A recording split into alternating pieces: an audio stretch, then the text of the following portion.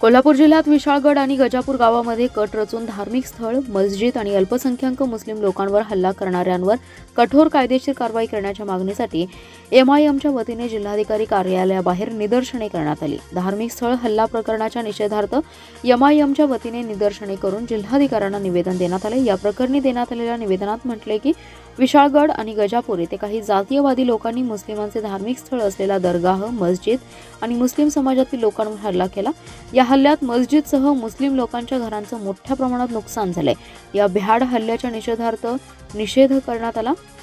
UAPA कायद्याअंतर्गत हल्लेखोरांवर कडक कारवाई करण्यात यावी। या संबंधित निष्क्रिय आणि कर्तव्यात कसूर करणारे जिल्हाधिकारी, पोलीस अधिकारी आणि कर्मचाऱ्यांवर तात्काळ निलंबनाची कारवाई करण्यात यावी।